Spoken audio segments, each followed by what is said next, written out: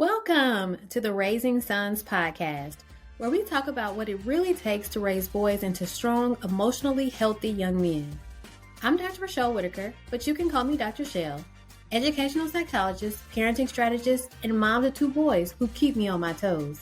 If you're a mom who wants to understand your son better, navigate the tough stuff with confidence, and raise him with purpose and grace, you're in the right place. Let's get into it. Welcome to the Raising Sons podcast. This is season 4, episode 1. And today I want to talk about a moment that so many parents experience but rarely prepare for. What happens after the diagnosis? For more than 15 years, I've worked with families, schools, and clinicians to bridge the gap between diagnosis and direction. Because the truth is, getting a diagnosis isn't the hardest part. The hardest part is figuring out what to do after it. Not long ago, a mom called me in a bit of a panic. Her son was diagnosed with autism at age 3.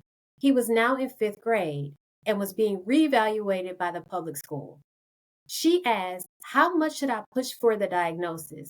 Oftentimes, autism looks different at 10 as opposed to 3 because there has been intervention. And some of those behaviors that we're seeing at 3 are either replaced with more appropriate behaviors or have decreased significantly. They declined special education services when he was little, but now she thought he may need some help.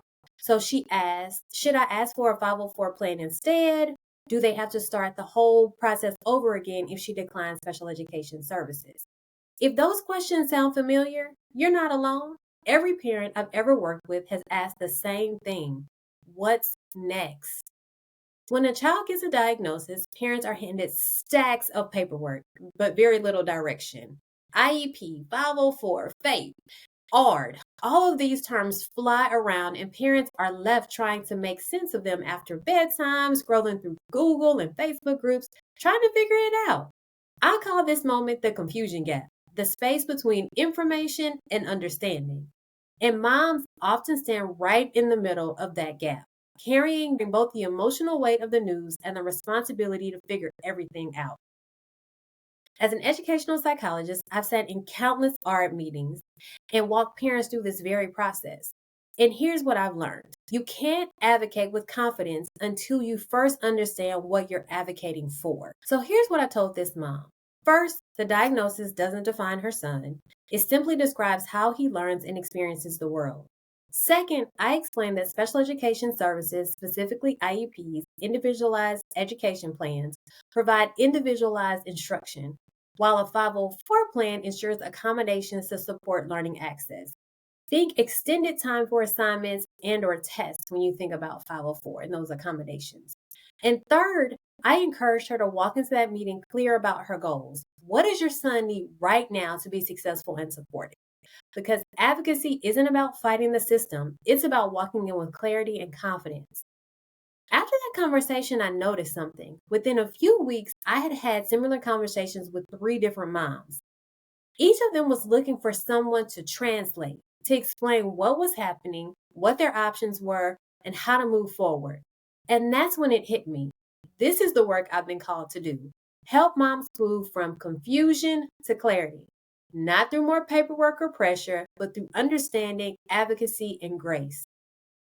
If you're listening right now and you've just received a diagnosis for your son, here are 3 things I want you to know. 1, you're not behind. A diagnosis doesn't change who your son is. It just gives you insight in how best to support him. You have rights and options. Whether it's special education or 504, there are supports available. You just need to know how to ask for them. And remember, you're the driver of the ship. You don't have to figure it out alone. Getting help isn't weakness, it's wisdom.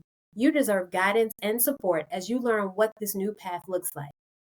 When I think about moments of confusion, I'm reminded of Proverbs 3, 5, and 6. Trust in the Lord with all thine heart. Lean not to thine own understanding. In all your ways acknowledge him, and he will make your path straight. That scripture doesn't promise that the journey will be easy, but it does promise clarity. And sometimes clarity comes through community, information, and a helping hand. So to every mom listening who feels overwhelmed, uncertain, or just plain tired, please hear this. You're not failing, you're learning. And if you need someone to walk you through the process to help you understand the diagnosis, navigate the school system, and create a plan that fits your child's needs, I love to support you personally. You can learn more about my parent roadmap sessions at www.richellewhitaker.com/work with me. In these one-on-one sessions, I help you go from confusion to clarity so you can show up confidently for your child and yourself. Because when we understand better, we can show up better. Thanks for tuning in today. Remember, we have to start with the end in mind. So this wraps up another episode of the Raising Sons podcast. Be sure to download, share, subscribe, do all the things. Remember, we have to start with the end in mind. Until next time.